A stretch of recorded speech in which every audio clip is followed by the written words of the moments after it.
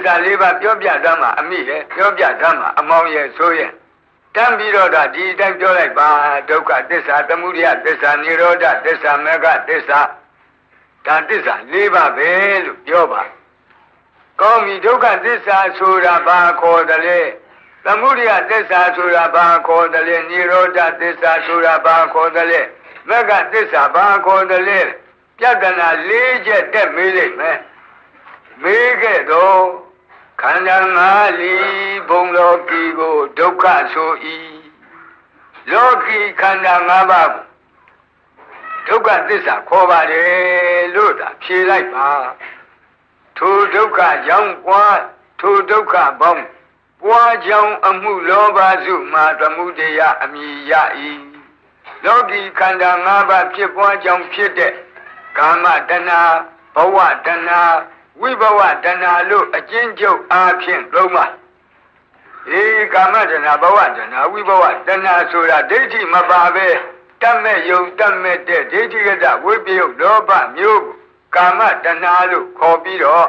ဒိဋ္ဌိနဲ့တွဲဖက်ပြီးဖြစ်တဲ့လောဘသတ္တတဒိဋ္ဌိနဲ့တွဲဖက်ပြီးတော့ဖြစ်တဲ့လောဘဘဝတဏှာဥစ္စေဒဒိဋ္ဌိနဲ့တွဲဖက်ပြီးဖြစ်တဲ့လောဘဝိဘဝတဏှာဒါလို့ခေါ်ပါအဲ့ဒီကာမတဏှာဘဝတဏှာဝိဘဝတဏှာအကျဉ်းအားဖြင့်၃ပါးအကျေပွားရင်တရား၈ပါးသောတဏှာလောဘတရား၈ပါးပါတဏှာ၃တန်အရင်ကအာကာတန်နဲ့မြောက်ခုနပြောတဲ့ကာမတဏှာဘဝတဏှာဝိဘဝတဏှာဆိုတဲ့ဒီတဏှာ၃ပါးမှာတပါးတပါးတပါးတပါးလေအာယုံ6ပါး6ပါးနဲ့မြောက်ပါတဲ့ဘာဖြစ်လို့ကာမတဏှာကလည်းပဲယူပါယုံကိုအာယုံပြု၍ဖြစ်တဲ့ကာမတဏှာသတ္တာယုံကိုအာယုံပြု၍ဖြစ်တဲ့ကာမတဏှာခန္ဓာယုံကိုအာယုံပြု၍ဖြစ်တဲ့ကာမတဏှာရတာယုံကိုအာယုံပြု၍ဖြစ်တဲ့ကာမတဏှာဖုဒ္ဓဘာယုံကိုအာယုံပြု၍ကာမတဏှာဓမ္မယုံကိုအာယုံပြု၍ကာမတဏှာလို့ကာမတဏှာက6မျိုးရှိတယ်ပြီးတော့ထို့အတူပဲဘဝတဏှာကလည်းပဲအာယုံလိုက်ပြီးတော့ရူပတဏှာသတ္တတဏှာကန္တတဏှာရထတဏှာဖုဒ္ဓဘာတဏှာဓမ္မတဏှာလို့သူကလည်း6မျိုးဝိဘဝတဏှာဥစ္စေဒဒိဋ္ဌိနဲ့တွဲဖက်ဖြစ်တဲ့တဏှာလောဘကလည်းပဲအာယုံတို့လိုက်၍6ပါးရူပတဏှာသတ္တတဏှာကန္တတဏှာရထတဏှာဖုဒ္ဓဘာတဏှာဓမ္မတဏှာ၃တန်အရင်ခံအာကာတန်နဲ့မြောက်အာဆိုတာအာယုံ6ပါးနဲ့မြောက်ပြပါဆိုတော့ကာမတဏှာက6ပါးဘဝတဏှာက6ပါးဝိဘဝတဏှာ6ပါးဖြစ်ပြီး18ပါးကိုမှကာလ3ပါးနဲ့မြောက်ပြပါအတိတ်တုန်းကဖြစ်ခဲ့တာကလည်းပဲတဏှာ18ပါးပစ္စုပန်တော့လောလောဆယ်ဖြစ်နေတာကလည်းပဲတဏှာ18ပါးအနာဂတ်နောက်ရဲ့နောက်လနောက်နှစ်မှာဖြစ်မဲ့တဏှာကလည်း18ပါးကာလ3ပါးနဲ့မြောက်ရင်54ပါးဖြစ်တယ်နော်။ဘာတော့အတိတ်တဏှာက18ပါးအနာဂတ်တဏှာက18ပါးပစ္စုပန်တဏှာက18ပါးဆိုတော့18လုံး50နဲ့4လို့ဟောဒီလိုဖြစ်တယ်။အာကာသံဆိုတာသန္တာ2ပါးနဲ့မြောက်တဏ္ဍာ2ပါးနဲ့မြောက်တဲ့အခါကျတော့ကိုယ်တဏ္ဍာမှာဖြစ်တဲ့လောဘက54နော်သူတော်ဘာတဏ္ဍာမှာဖြစ်တဲ့လောဘက54နှစ်ရပေါင်းလိုက်လို့ရှိရင်108ဖြစ်တယ်108ပါးသောတဏှာလောဘသမုဒယသစ္စာလို့ခေါ်လိုက်ပါဒါကိုစတော်ကြီးကထိုဒုက္ခပေါင်းပွားကြောင်းအမှုလောဘစုမှာသမုဒယအမည်ရ၏ဒါသမုဒယသစ္စာဆိုဒီကဒုက္ခဖြစ်ကြောင်းအကျဉ်းချုပ်တဏှာ၃ပါးအကျေပွားရင်108ပါးသောတဏှာတရားအစုသည်သမုဒယသစ္စာမြည်၏လို့ရဲရဲတော့ပြောလိုက်ပါလောဘကပင်အကျွမ်းမရှိချုပ်ငိမ့်ပြီးတန်တိသဘောအစဉ်ချောကိုនិရောဓဟုလောဘတဏှာ108ပါးတို့အကျွမ်းမရှိချုပ်ငိမ့်ရာချုပ်ငိမ့်ကြောင်းဖြစ်တော့ တန်တိလက္ခဏာဖြင့်အမြဲထားဝစဉ်ငြိမ့်အေးချောမွတ်နေသောပရမတ္ထတရားတစ်မျိုးရှိတယ်ထိုပရမတ္ထတရားကိုនិရောဓသစ္စာလို့မှန်ပါတယ်တဏှာလောဘမှာအဖို့အထစ်ရှိနိဗ္ဗာန်မှာဒီလိုအဖို့အထစ်မရှိဘူးတန်တိသဘောအစဉ်ချောကိုនិရောဓဟူတဲ့အေးတန်တိလက္ခဏာတန်တိသဘောရှိတဲ့သတုဋ္ဌပရမတ္ထတရားဟာនិရောဓသစ္စာပဲဒါလိုပြောလိုက်ရှစ်စုသီးသီးမဂ္ဂင်ကြီးကိုမဂ္ဂဆို၏မဂ္ဂင်၈ပါးကိုမဂ္ဂသစ္စာခေါ်တယ်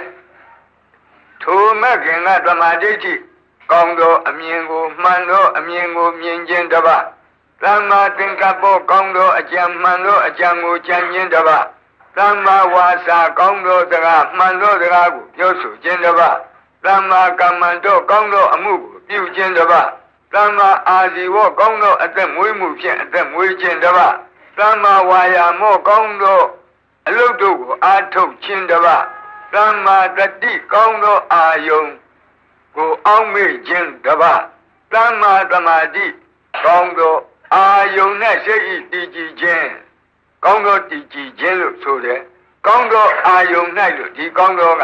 အာယုံကိုဝိသေသနမှတဲ့စကားမဟုတ်ဘူးထိုအာယုံ၌ကောင်းသောစိတ်ဤတည်ကြည်ခြင်းလို့ဆိုလိုတယ်ဤ၈ပါး၌ဖောက်ပြမရှိဖြောင့်မှန်ပြီးမှအရိယသစ္စာခေါ်လိုက်စွာ၏သတော်ဘုရားကြီးကနော်အဲ့ဒီလိုသစ္စာ၄ပါး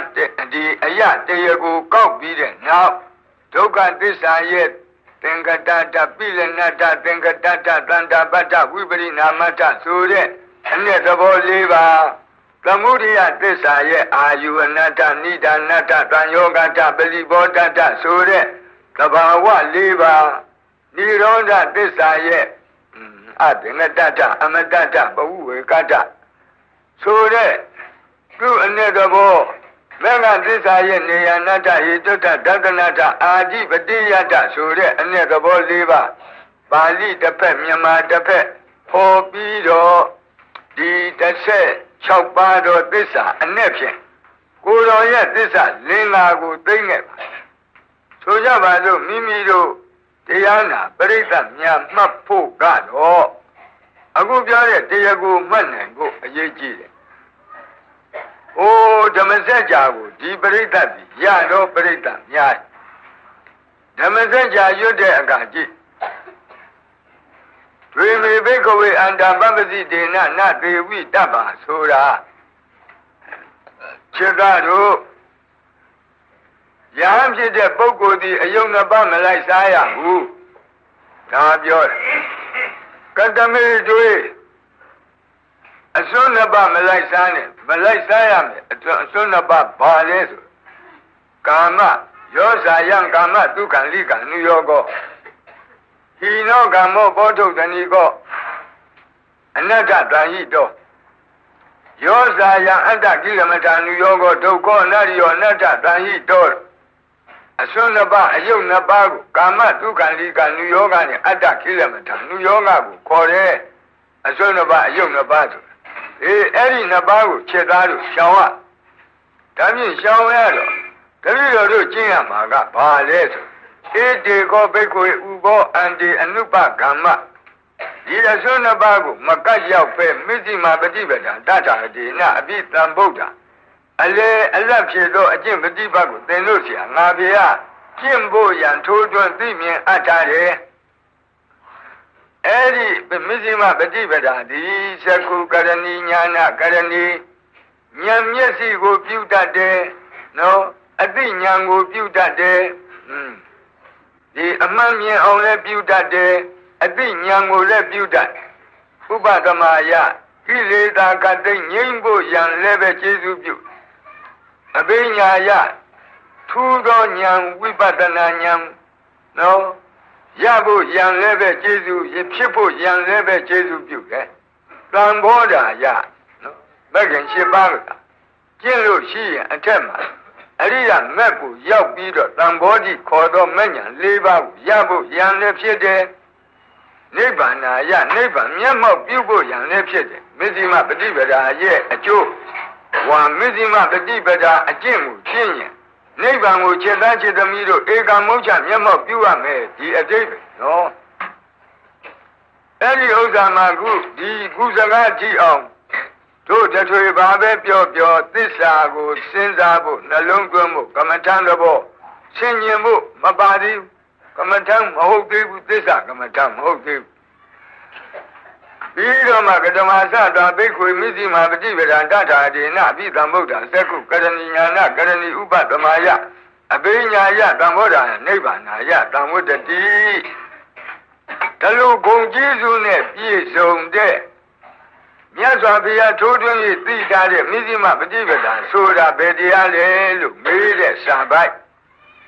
သူ့ကိုဖြေတာကအယံမေဝအရိယောအထင်ကြီးကောမေကိုတရားတိတံသမ္မာဒိဋ္ဌိသမ္မာသင်္ကပ္ပောသမ္မာဝါစာသမ္မာကမ္မန္တောသမ္မာအာဇီဝသမ္မာဝါယာမောသမ္မာတတိသမ္မာသမာဓိ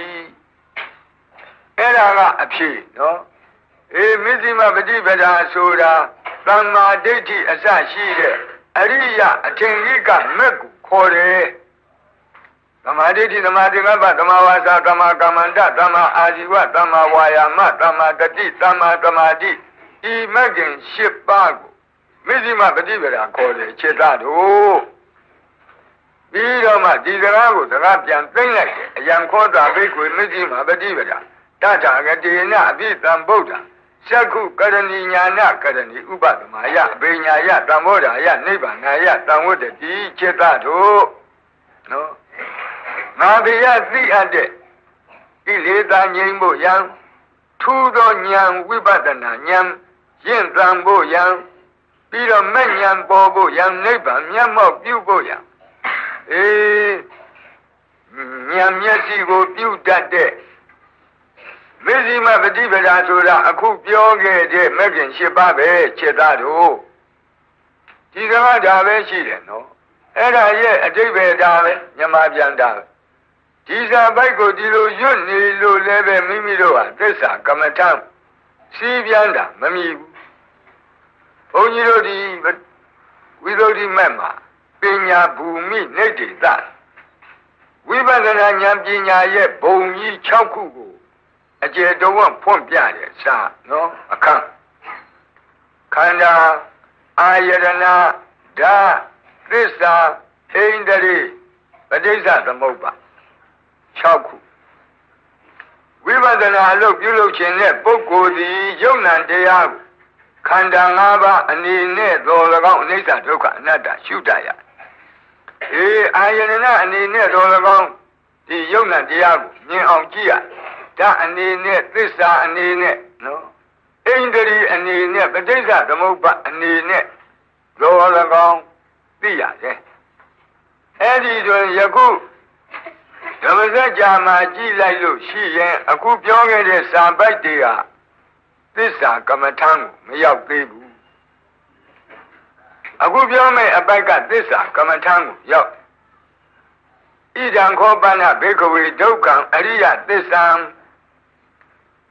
ယဟန်တို့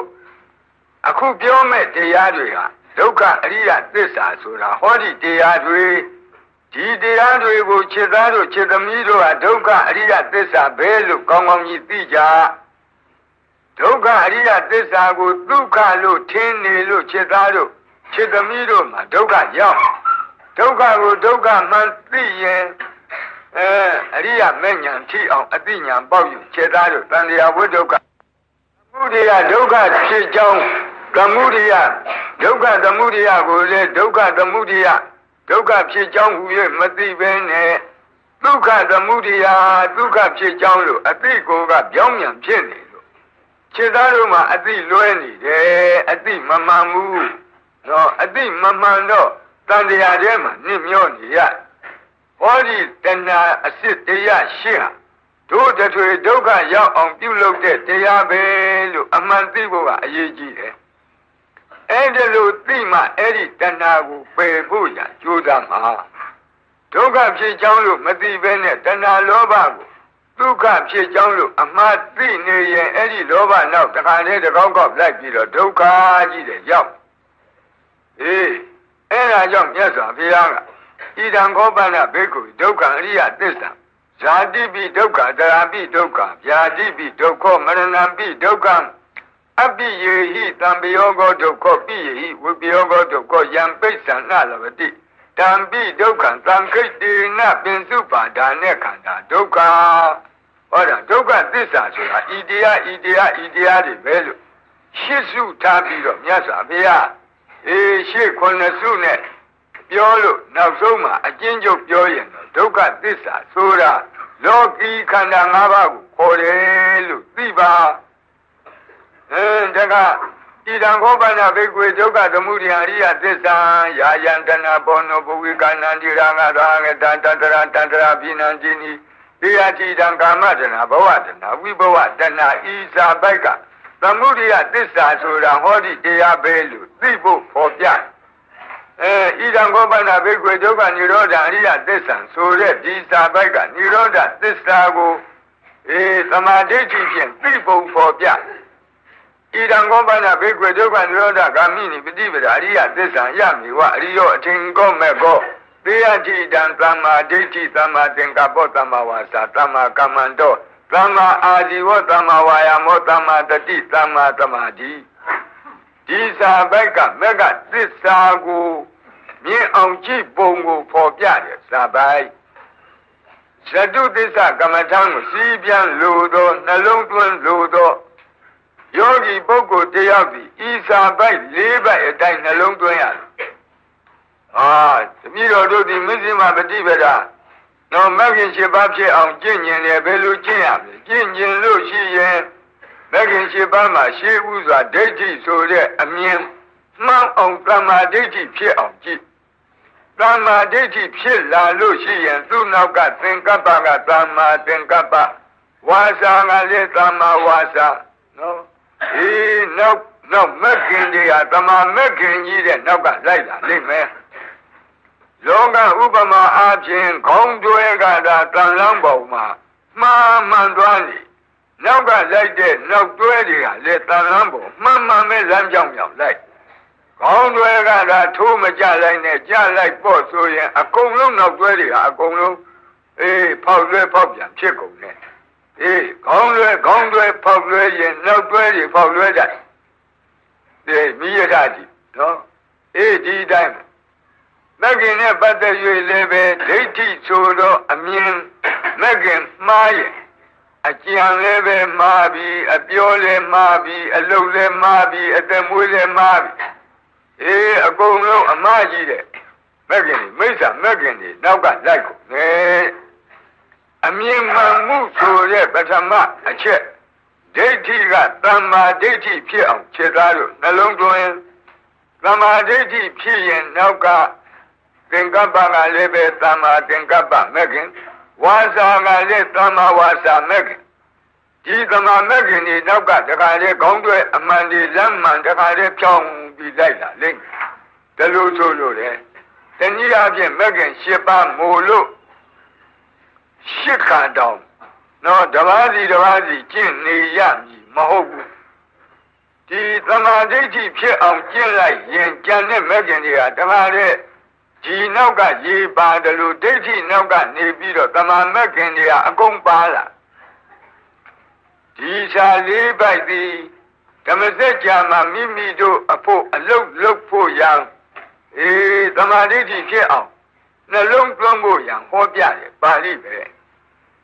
ကိုယ်တော်ဟုတ်ပါမလားဟုတ်တယ်နော်တတိပဋ္ဌာန်မှာကြည်ကတမသဘိက္ခုတမ္မာဒိဋ္ဌိဖြစ်တာတို့သမ္မာဒိဋ္ဌိဆိုတာဘယ်လိုတရားလဲဆိုတော့မြတ်စွာဘုရားဖြေတယ်ဒုက္ခဉာဏံဒုက္ခသမုဒယဉာဏံဒုက္ခនិရောဓဉာဏံဒုက္ခនិရောဓဂ ामि နိယပฏิပဒါယဉာဏံအယံဝုသတိဘိက္ခုသမ္မာဒိဋ္ဌိဖြစ်တာတို့ဒုက္ခသစ္စာ၌သိတဲ့ဉာဏ်သမုဒယသစ္စာ၌သိတဲ့ဉာဏ်និရောဓသစ္စာ၌သိတဲ့ဉာဏ်မေဃသစ္စာ၌သိတဲ့ဉာဏ်သစ္စာဉာဏ်၄ပါးကိုသမာဓိဋ္ဌိခေါ်တယ်ဆိုတဲ့ဒီစာ၄ပါးအတိုင်းကိုသစ္စာ၄ပါးနော်သဘောထားကိုသိနေရင်အဲ့ဒါသစ္စာဉာဏ်၄ပါး သစ္စာဉာဏ်၄ပါးဖြစ်ရင်မိမိမှာသမာဓိဋ္ဌိမဂ္ဂင်ကောင်းကောင်းဖြစ်သမာဓိဋ္ဌိမဂ္ဂင်အလုတ်လုံးနေတဲ့လူဒီဘယ်တော့မှမိစ္ဆာဝါစာတွေဝစီဒုစရိုက်တွေဘယ်တော့မှပြောဘူးထိုကလေးကသူဒီသမာကမ္မန္တမဂ္ဂင်ကိုနော်သမာဝါစာမဂ္ဂင်ဖြစ်အောင်သာမှန်တော်စကားဟုတ်လားမေတ္တာရှိအောင်တရားနဲ့တရားညီညွတ်သောစကားလူညံ့သောစကားအကျိုးရှိသောစကားဒါဟုပဲပြောတော့ထိုသူသည်ဝါစာမဲ့ခင်ကလည်းသမာဝါစာမဲ့ခင်တခါလေးနောက်ကလိုက်ဒီသမာဓိဋ္ဌိအမြင်သာမှန်မစေကမ္မန္တကာယကံကလည်းပဲသမ္မာကမ္မန္တပဲသူပြုတော့တယ်တဲ့သမာမဲ့ခင်ဒိဋ္ဌိမဲ့ခင်သမ္မာရှင်ရင်ကြံတဲ့မဲ့ခင်တွေကအကုန်လုံးအကောင်းလိုက်ဒါကြောင့်မြတ်စွာဘုရားကသမာဓိဋ္ဌိဖြစ်အောင်ဒီစာပိုက်၄ပိုက်ကိုခြေသမီးတို့ဂယုဆိုင်တာတနည်းအားဖြင့်ပြောလို့ရှိရင်ဓမ္မစကြာတစ်ခုလုံးကိုကြည့်အဲ့ဒီကနောက်နော်ဤရဒုက္ခရိယသစ္စာတိမေဘိကွေပုပ္ပေနနုတုတေတုဓမ္မေတုသက္ကုံဥရပါတိစသည်12ပိုက်ဖြင့်ကိုတော့တဏ္ဍာမှာသစ္စာ၄ပါးတစ်ပါးတစ်ပါး၌သစ္စာဉာဏ်ကိစ္စဉာဏ်ကတ္တဉာဏ်3ပါးဖြစ်ပုံကိုဖော်ပြတို့နဲ့ဘာဆိုင်မှုတာမှနော်ကြီးညိုခြင်းရင်ကြီးညိုဖို့ပဲရှိတို့သူကအလုပ်လုပ်ဖို့မဟုတ်ဘူးအဲ့ဒါကသူတကမိန်ချက်တနည်းအားဖြင့်ဒီလိုပြောရတာမကောင်းဘူးဘုရားကိုယ်တော်မြတ်ကြီးမှလားဟုတ်လားဒွါဒတကာရသစ္စာဉာဏ်ဖြစ်ပုံကိုဖော်ပြတာတို့နဲ့ဘာဆိုင်မှုအဲ့ဒါအကျင့်ကြတော့အဲ့ဒီသစ္စာဉာဏ်ကိစ္စဉာဏ်ကတ္တဉာဏ်ဆိုတဲ့သစ္စာတစ်ပါးမှာဉာဏ်3ပါးမပိုင်သေးတဲ့၍ငါဘုရားသည်သမ္မာသမ္ဗုဒ္ဓဘုရားဖြစ်တယ်လို့ဝန်မခံဘူးတဲ့ဒီသစ္စာဉာဏ်ကိစ္စဉာဏ်ကတ္တဉာဏ်3ပါးစီပိုင်မှငါဘုရားသည်သမ္မာသမ္ဗုဒ္ဓဘုရားလို့ငါဘုရားဝန်ခံတယ်ဆိုတော့အဲ့ဒီစာပိုက်တွေကကောမိမိတို့ကျင့်ရမယ်စာပိုက်ဟုတ်ကလားမဟုတ်ဘူးနော်အဲ့ဒီနောက်လာခဲ့အဂုပ္ပမေဝိမု ക്തി အယမန္တိမာတာတိနတ္တိတန်တိကုဏဘဝတိငါအဖို့ရအရဟတဘုဝိမု ക്തി ဒီဘယ်တော့မှမပြည့်စည်တော့မပြည့်စည်ဆိုတာဟုတ်လားအရဟတဘုအရဟတဘုကပြန်မလျောတော့ဒီလိုပြောတာအရဟတဘုကပြန်မလျောတော့ဘူးပြောတာအရဟတဘုစိတ်ဒီနှိစ္စသာဝရမြဲမယ်ဒါပြောတာမဟုတ်ဘူးမပြည့်စည်တော့ဝရတဘုကနောက်တာဟုတ်လေပြန်လျောเสียမရှိဘူးလို့ပြောတာအယမန္တိမာတာတိအခုဘဝဒီနောက်ဆုံးဘဝဘာလို့အရဟတဘုကိုငါပြရရောက်တော့အရဟတဘုရတဲ့ဘဝဒီနောက်ဆုံးဘဝနတ္တိဒါနိကုဏဘောယခုအခါတပံဘဝသစ်မှာနောက်တစ်ပံဖြစ်ဖို့မရှိတော့ဘူးအဲ့ဒါလို့ဆိုလိုက်ကလေးကတရားတော်ဘောကအရဟတဘုရောက်လို့ဒေသနာဏီကုန်းဆုံးသွားဆုံးတဲ့အခါမှာရှင်အားလုံးပြင်သောကြီးဘုရားကတော့တိတ်သွားပြင်သောကြီးတွေသာဓုကောင်းကြီးခေါ်တယ်အဲ့ဒီတည်းမှာပြင်သောကြီးထဲမှာရှင်ကိုဉာဏ်ညသည်ဟုတ်လားသောတာပတ္တိမဉ္ဇဉ်ရောက်မြတ်စွာဘုရားအဲ့ဒီဓမ္မစကြာကိုဟောလိုက်တယ်ဆိုရင်တတုမာရိနတ္တိတာဝိဒ္ဒယာမတုပိတနေမနာရတိပရဏိမိတဝတဝတ္တိနဲ့ယမတွေကောင်းကြီးကျွေးကြော်ဘုံကို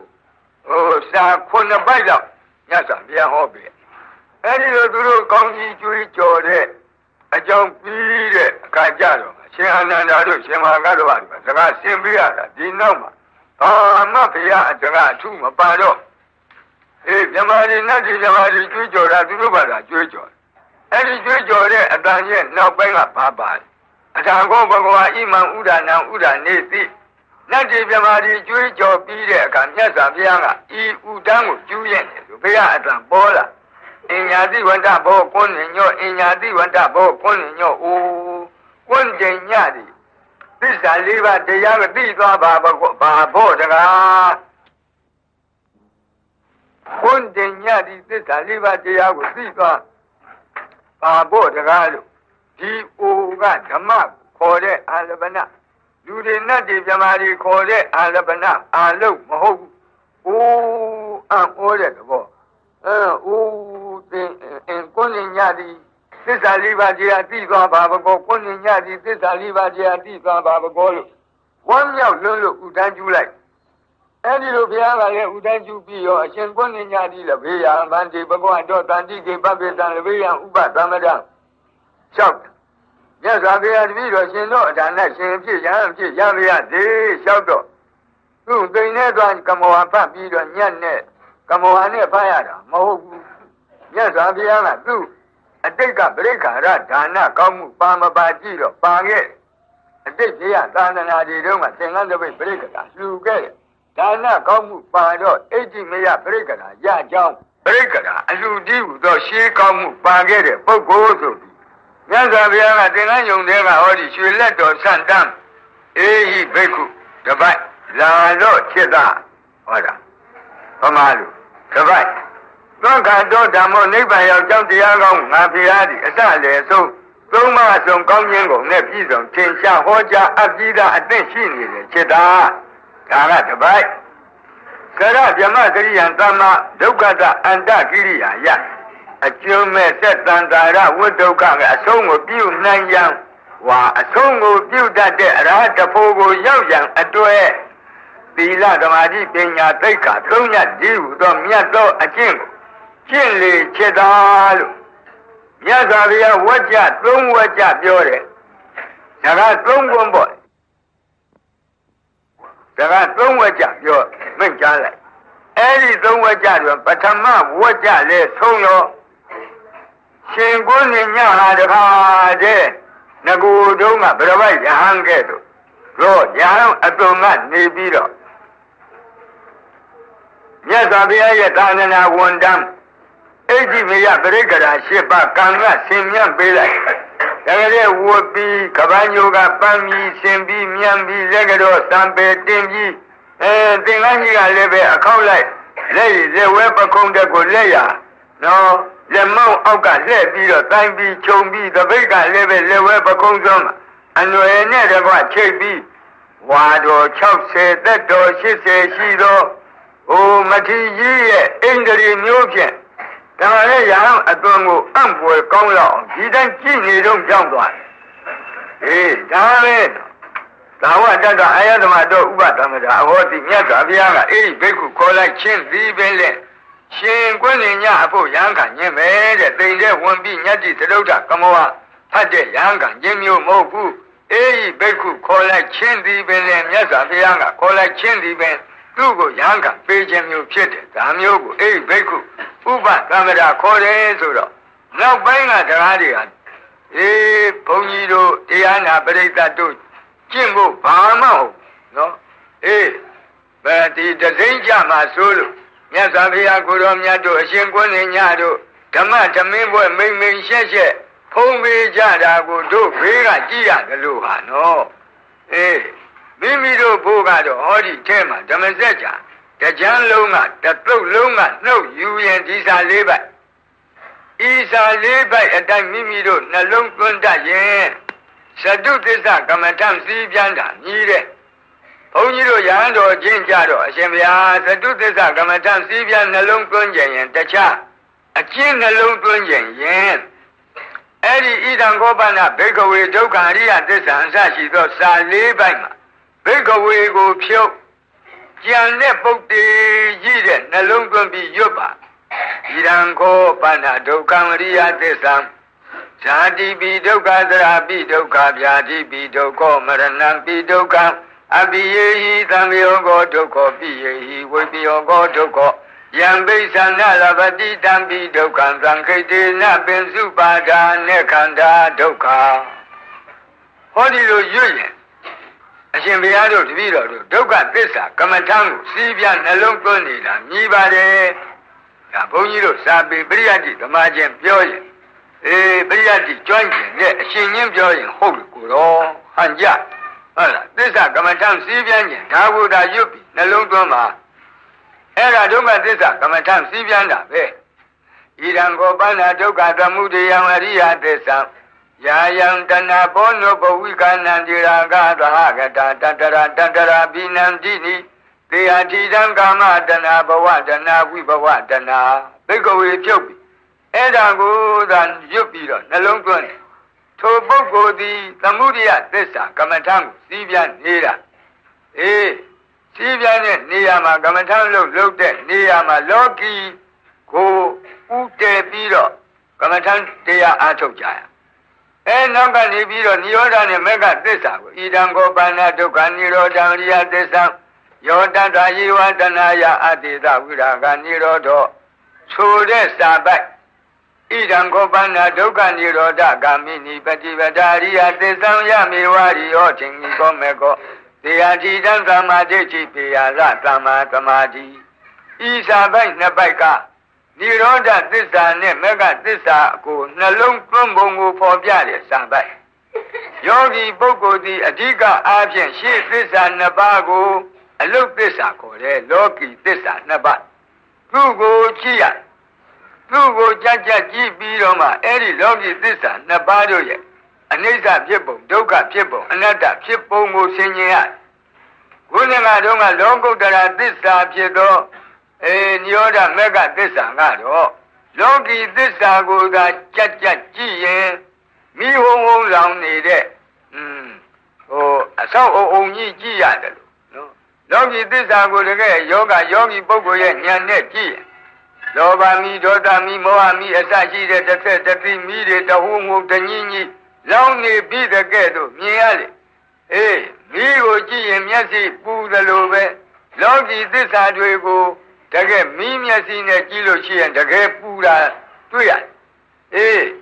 မီးကိုကြည့်ရင်ပူတဲ့မီးကိုကြည့်ရင်ပူတော့တဲ့ရေလေးကိုကံတော်ကြီးနာသွားပြီးတော့ပေါ့လေမျက်စိလေးအောင်ကြည့်သလိုလောကီသစ္စာတွေကိုစဉ်းစားလို့စိတ်ကလေးတခါနဲ့ညီးငွေလောက်အောင်ဟုတ်လားကြောက်လောက်အောင်စိတ်ကပူပန်းနေဟောဒီတို့သွားเสียဟောဒီအေးတရားနှစ်ပါးရှိတယ်ရေကိုပေါ့ရေကြည့်ရေအေးကြည့်တယ်နိရောဓနဲ့မဂ္ဂသစ္စာကိုလည်းတစ်ခါကြည့်ပေးရတယ်တရားနယ်ပယ်မှာအပူကြီးတဲ့ရှိတာမဟုတ်ဘူးဟောဒီနိရောဓနဲ့မဂ္ဂဒီဟုသောအေးတရားလည်းရှိတယ်ဒီတရားကိုတို့ပိုင်မှတို့အေးမယ်ဆိုတာသိသူ့ကိုပိုင်မှုကလည်းဒီရှိကနှစ်ပါးကိုဒုက္ခမံသမှုဒုက္ခမံသမှုရိယမံသိအနိစ္စမံဒုက္ခမံအနတ္တမံတကယ်တည်းဖြစ်နေရအောင်သိမှနောက်ကသစ္စာနှစ်ပါးကပေါ်မှာဒီတော့ဒီရှိသစ္စာနှစ်ပါးကိုနာကြည့်ရဒီတော့လူလောကအနေနဲ့ကြည့်ရင်ဟာတကားကြီး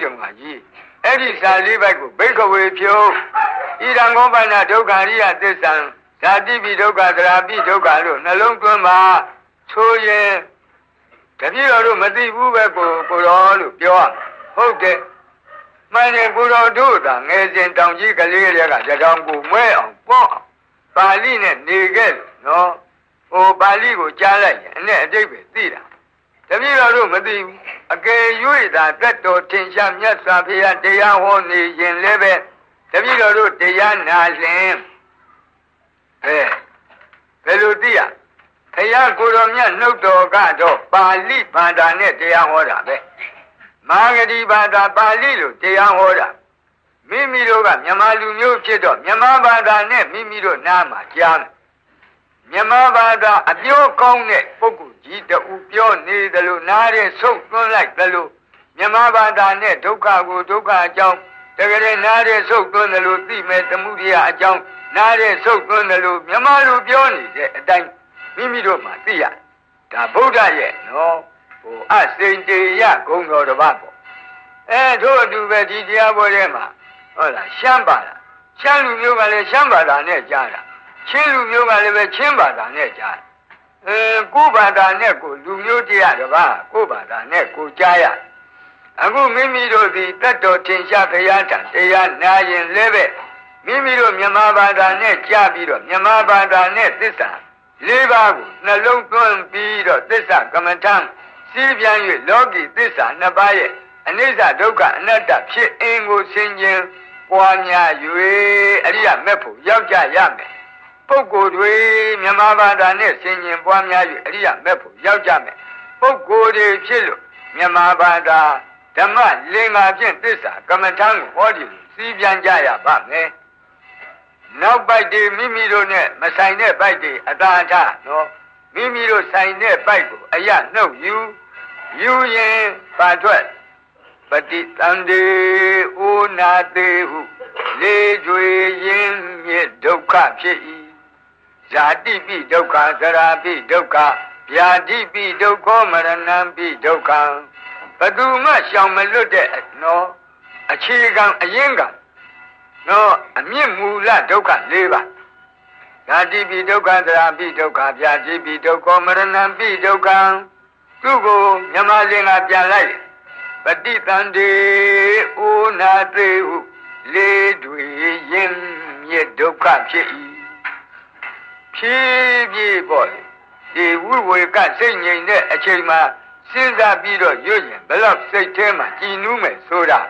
နော်လက်တွေ့စဉ်းစားကြည့်ကြပฏิတန္တေဩနာတေဟုလေတွေရင်မြစ်ဒုက္ခဖြစ်၏မချစ်ရှင်တွဲချစ်သူကိုယ်နဲ့လူလည်းမရအကျင့်ပြတော်ပင်စဥပါဒာငါခန္ဓာသစ္စာ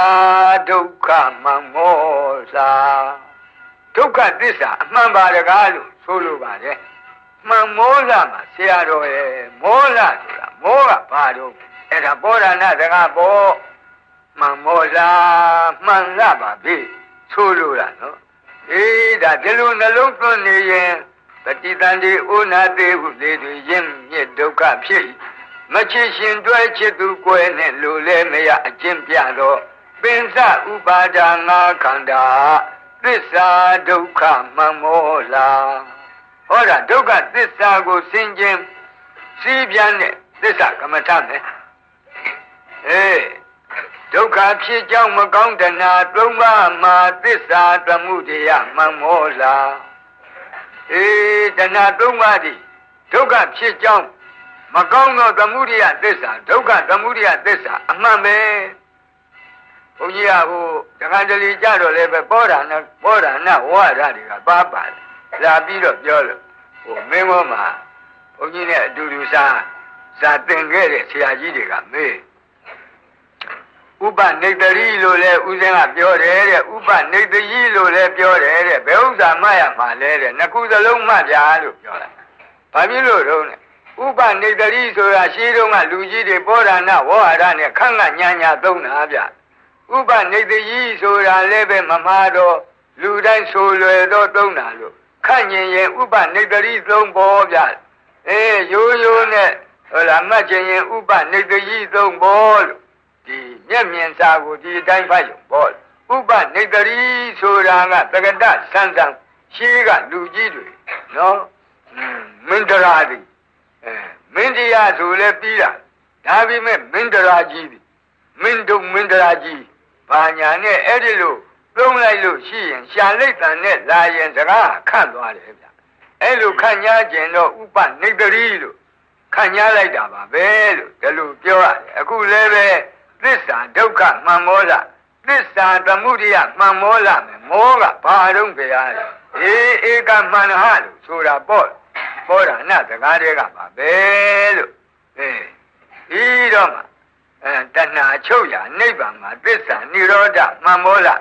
နိဗ္ဗာန်ရောက်ကြောင်းကောင်းသောအသည့်ကောင်းပြီးအကြံကောင်းတံဆိုပြောကောင်းသောအပြုကောင်းမှုသက်မွေးကောင်းရည်လုံလကောင်းထတတိကောင်းပြီးဒီကြီးဤရှင်းမီတွင်ညီမက်ကမှန်မောလာမဟာတတိပဋ္ဌာန်မှာသစ္စာပပ္ပကလာတာကအကျင့်ပုဂ္ဂိုလ်တယောက်ဒီသစ္စာ၄ပါးနဲ့ပတ်သက်၍ဤလင်္ကာ၄ချက်ဤစာ၄ပိုက်မှာဘာဓမ္မစကြာ၄ပိုက်မှာလာတော့အတိုင်းပြောလို့မှနားမလည်တဲ့ပုဂ္ဂိုလ်တန်ခိတ္တရုရှိမဟုတ်လို့ဝိဋ္ဌာရရုရှိအကျယ်မှနှစ်သက်တဲ့အကျယ်မှကျွတ်မဲ့ပုဂ္ဂိုလ်ဆိုရင်ဟိုတတိပဋ္ဌာန်ကသစ္စာပပ္ပကလာတဲ့အတိုင်းထပ်ပြီးတော့ကတမသဘေကဝေဇာတိယာတိတံတေတံတတ္တနံဓမ္မိတတ္တနိကာယေဇာတိသင်္ဇာတိအောက်ကံတိအဖိနိဗ္ဗာတိခန္ဓာနံဘာတုဘာဝောအာယတနာနံပတိလာဘောအယံဥစ္စတိဘေကဝေဇာတိတစ်ချက်သရာတစ်ချက်မရဏတစ်ချက်နော်သောကပရိဒေဝဒုက္ခတော့အဲ့ဒါတွေအတိဟိုမှာမဟာတတိပဋ္ဌာန်သုတ်သစ္စာပပ္ပမှာအသေးစိတ်လား အဲ့ဒါကသစ္စာ၄ပါးကိုအကျေဆင်ခြင်ရင်အဲ့ဒီကဘိက္ခဝေတွေဖြုတ်ပြီးဆင်ခြင်နော်တို့ဆင်ခြင်ရင်အဲ့ဒီလိုဆင်ခြင်ရတယ်အကျင့်ဆင်ခြင်ခြင်းလင်ဤဓမ္မစကြာလာအတိုင်းဤလင်္ကာအတိုင်းဆင်ခြင်မှာဆင်ခြင်လင်ဆရာတော်တသန္တနာလုံးကဒီဥစ္စာမမှားပါဘူးဆိုတာဆရာတော်တကာကလက်ခံပါလိမ့်မယ်တဲ့။ gain တကာကြီးဥဩဘာပြောတဲ့အတိုင်းသစ္စာ၄ပါးတရားကိုဟောပြီးပြီတို့တထွေသည်ဒီဟာတော့ဂယုဆိုင်မှာဖြစ်။ဘာမျိုးလို့ဆိုတော့မြတ်စွာဘုရားထံတရားနာအာနုပုပ္ပိကထာဆိုတာရှိတယ်။မြတ်စွာဘုရားဒီသာဝကတဥတဥအခြေကျွရင်ဒေသနာဟောစဉ်ရှိတယ်။ကဲဆိုပါတို့ဘုရားနဲ့တွေ့တယ်ဘုရားကတို့ဘာသာဟောရာစဉ်းစားနော်အာနုပုပ္ပိကထာဝထေတိအစဉ်အတိုင်းသောတရားစကားဘုရားဟောမှာဒေသနာဟောစဉ်မှာမြတ်စွာဘုရားကတရားစဖို့ဆိုဒါနကထာအစဒါနအကြောင်းတရားဟောလေဘာဖြစ်လို့ဒါနအကြောင်းဟောတို့သူငါရဲ့စိတ်ကိုကအနမတက်ကအစမတင်သံတရားတခွန်းမှာလောဘဒေါသမောဟနောက်တကောက်ကောက်လိုက်နေတော့တို့သူငါရဲ့စိတ်တွေဟာကြမ်းနေတယ်ရိုင်းနေတယ်လောဘရိုင်းနေတယ်ဒေါသရိုင်းကြမ်းညင်တိုင်းကြမ်းနေတဲ့စိတ်တွေနူးညံ့အောင်လို့ဒါနကထာအရင်ဟောဒါနကထာဟောပြီးတော့မှစိတ်နူးညံ့လာမှမြတ်စွာဘုရားကသီလကထာနော်သီလအကြောင်းတရားဟောအဲ့ဒီဟောတဲ့အခါသီလပြည့်ခြင်းရဲ့အပြစ်တို့သီလနဲ့ပြည့်စုံခြင်းရဲ့အကျိုးတို့သီလဆောက်တည်ပုံတို့ဟောတော့အပြစ်ကိုကြောက်အကျိုးကိုရယူခြင်းတော့ဆောက်တည်ပုံဟောတဲ့အတိုင်းတရားနာရင်သီလကိုဆောက်တည်ပြီးတော့လိုက်ငါဒီကနေ့ကစပြီးသူ့အသက်ကိုမတတ်တော့ဘူးသူ့ဥစ္စာမကိုးတော့ဘူးဒါတော့အပြစ်ကြီးမှမသိဘူးတော့ဘာလို့နော်အဲ့လိုဆင်ញင်ပြီးတော့တရားနာရင်တရားနာပုဂ္ဂိုလ်ရဲ့စိတ်ဟာတခါနဲ့သီလဆောက်တည်လိုက်တာတော့မှမြတ်စွာဘုရားကသီလပြီးသမာဓိပညာဟောဖို့ပေါ့သို့တော့သမာဓိပညာဆိုတဲ့နိက္ခမမဟောသေးဘူးဘာလာတဲ့တက္ကကထာတက္ကကထာဆိုတာဒါနသီလကြောင့်ရောက်ရမယ်နတ်ရွာသူဂတိစီစိန်အကြောင်းကိုဘုရားတရားကြားတဲ့ညဟောပေးရတယ်နတ်ပြည်စီစိန်အကြောင်းတရားအဲ့ဒါဟောပေးလိုက်တာဘာဖြစ်လို့ဒီပုထုဇဉ်တရားနာတဲ့ပုဂ္ဂိုလ်ရဲ့စိတ်မိမိပိုင်ရင်းစွဲဖြစ်သောလူကာမမှာပိုင်ခွင့်ရှိသောနတ်ကာမဘက်ကိုစိတ်ကြီးဟူသောဟုတ်လားတရားကိုဆွဲလာခဲ့ဒါမှမျိုးလို့လေမိမိပိုင်တဲ့ဝတ္ထုကာမပေါ်တွေ့တာတဲ့လောဘပေနိုင်မှဟိုဘက်ကသမာဓိပညာကပွားလို့ဖြစ်တယ်သီလနဲ့သမာဓိပညာဟာမတူသီလကမိမိပိုင်တဲ့ပစ္စည်းပေါ်ဘလောက်တတ်မဲ့ခြင်းလောက်တတ်မဲ့နေပါစေရှောင်ရမယ်ဒုစရိုက်ကိုရှောင်နေရင်ဒီပုဂ္ဂိုလ်သီလရှိနေတာပဲသမာဓိနဲ့ပညာကြတော့မိမိပိုင်တဲ့ဝတ္ထုကာမတွေပေါ်မှာတွေ့တာတဲ့လောဘပေမှဟိုဘက်ကသမာဓိအောင်မြင်ပညာကအောင်မြင်ဖြစ်အဲ့ဒါကြောင့်မိမိပိုင်တဲ့ဝတ္ထုကာမပေါ်တွေ့တာတဲ့လောဘပေနိုင်ဖို့ရန်စိတ်ကိုဆွဲလာတဲ့တရားနတ်ပြည်စည်းစိမ်တရားဟောတဲ့တက္ကကထာခြေသမီးတို့အဲ့ဒီလိုဒါနနဲ့သီလနဲ့ပြည့်စုံလို့ရှိရင်အ ਨੇ ဆုံးသတုမာရနတ်ပြည်မှာဖြစ်လိမ့်မယ်သတုမာရနတ်ပြည်ဖြစ်လို့ရှိရင်ဟောနတ်စည်းစိမ်ကဘယ်လိုနတ်တက်ကဘယ်လိုအချင်းကဘယ်လိုအကုန်လုံးမြတ်စွာဘုရားဟောလေပြီးတော့တာဝတိန်သာဘုံမှာရောက်ရင်ဘယ်လိုနတ်စည်းစိမ်ယာမာတုတိတာနတ်ပြည်စည်းစိမ်တွေကိုစီကပတ်ကုန်းဘုရားဟောလိုက်မြတ်စွာဘုရားမှာအာနာရှိငရဲအကြောင်းဟောလိုက်လို့ရှိရင်တရားနာတဲ့ပုဂ္ဂိုလ်ဒီငရဲအိုကြီးနာကထိုင်ကြည့်နေရလို့တခါတည်းနေရတယ်လို့ကိုယ်ပဲသူ့မှာအသိဉာဏ်တွေဝင်လာထိုအခါကျတော့ငါယခုဆောင်ထိန်တဲ့သီလကြောင့်ရမယ်နတ်ပြည်ဟာဒီလိုပါလားရခွင့်ရှိသောနတ်စည်းစိမ်နတ်ကာမမိမိရပြီးလက်ကင်ရှိနေသောလူကာမဒီနှမျိုးတွင်လူကာမဒီနတ်ကာမနဲ့နှိုင်းစားရင်မြေအိုးနဲ့ရွှေအိုးလောက်กว่าလူကာမကမြေအိုးလို့နော်မြေအိုးဟောင်းကြီးလို့နတ်ကာမကတပိတ်ပိတ်တောက်နေသောရွှေအိုးအသစ်အဲ့ဒီလိုဖြစ်နေတာသူစိတ်ထဲမှာမြင်လာတော့ ကဲလူတယောက်ဒီမြေအိုးကိုပိုင်တော့လူတယောက်ဒီဟောတာမင်းရရမယ်ရွှေအိုးဆိုရွှေအိုးကိုပြလိုက်ရင်သူ့စိတ်ထဲမှာပိုင်ရင်းဆိုမြေအိုးပေါ်တွေ့တာတဲ့လောဘနဲ့ပြီးတော့ပိုင်ခွင့်ရှိသောရွှေအိုးပေါ်မှာဟုတ်လားစိတ်ကလိုက်မယ်မဟုတ်လားညွန့်မယ်မဟုတ်လားလောဘတတ်အေးဒီတိုင်းဒီတရားနာပုဂ္ဂိုလ်ရဲ့စိတ်ထဲမှာနတ်သက္ကကထာနတ်စည်းစိမ်အကြောင်းမိမိရခွင့်ရှိတဲ့နတ်စည်းစိမ်အကြောင်းတရားနာလိုက်ရတော့မိမိပိုင်ရင်းစွဲဖြစ်သောလူကာမဘောမှာသာယာခုံမဲ့တတ်တဲ့စိတ်တွေနည်းသွားတယ်။နည်းပြီးတော့ဒီတိုင်းပြစ်ထားလိုက်ရင်တော့နတ်ကာမကိုသွားပြီးတော့သာယာတဲ့လောဘဖြစ်မယ်ပေါ့။မြတ်စွာဘုရားကသူ့ကိုလူတယောက်ဝိနည်းတယောက်ကိုတရားဟောရရင်အဲ့ဒီသူ့စိတ်ကခုဘယ်အချိန်ရောက်နေပလဲကလည်းကြည့်ရအဲ့ဒီလူကာမပေါ်မှာသာယာတဲ့လောဘနဲသွားပြီးတော့အချိန်နတ်ကာမပေါ်မှာသာယာတဲ့လောဘမဖြစ်သေးခင်အချိန်ဒီမှာအချိန်ကောင်းမှယူပြီးတော့ကာမနံအာဒီနဝကထာဆိုပြီးတော့ဒေသနာအစဉ်ပြောင်းဟောရအေးလူကာမနတ်ကာမတို့ရဲ့အပြစ်များပုံအပတ္တရာကာမဘူးဒုက္ခဘူးပါယတာအာဒီနောဣတဘေယောလူကာမနတ်ကာမနှမျိုးလုံးပဲသာယာပွယ်ကလေးကနည်းနည်းလေးရဲ့တဲ့ဆင်းရဲဒုက္ခပူပန်ရတာအတိတ်များတယ်အေးဒါကိုတရုတ်တကောင်ပေါ်အောင်ကြည့်ပေါ့မိမိတို့တနေ့သမင်းနဲ့တတ်စားတတ်ဘယ်လောက်ကြာအောင်စားနိုင်15မိနစ်တည်းပို့ဘူးထက်15မိနစ်ကြာဒီရတာအရတာရှိစားလို့အေးဇိမ်ဝါတံဖတ်တာဒုက္ခဝေဒနာဖြစ်နိုင်ရေးအတွက်တနေ့လုံးမနာရဘူးအလုပ်လုပ်ပါကဲဒုက္ခနဲ့ကျင်းလဲရတာဒုက္ခကတနေ့လုံးကျင်းရနာရီ24နာရီမှာ4နာရီကဲ7နာရီပဲအိတ်တာနော်16နာရီအလုပ်လုပ်ပါ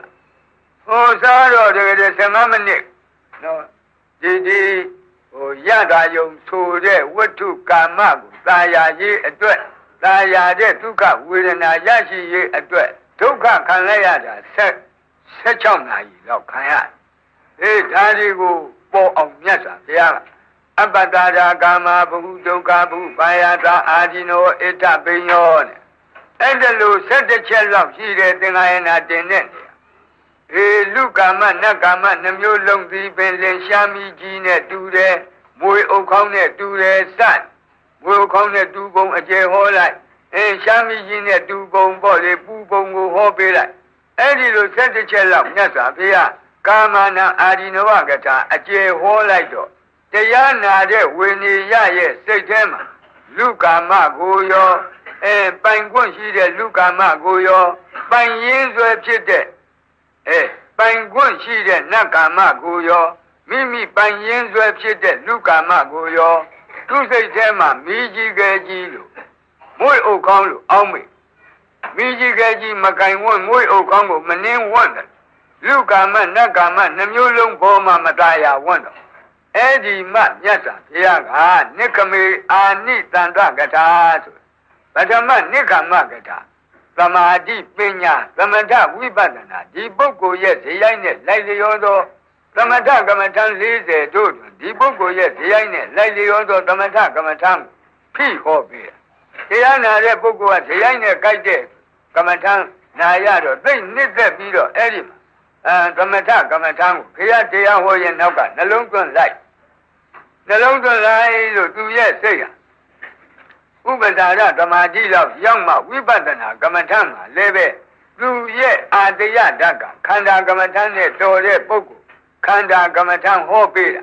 အာယတနာနဲ့တော်တဲ့ပုဂ္ဂိုလ်အာယတနာကမ္မထံဓာတ်နဲ့တော်တဲ့ပုဂ္ဂိုလ်သူနဲ့တင့်လျော်သောကမ္မထံတရားဝိပဿနာကမ္မထံတရားဟောပေးတော့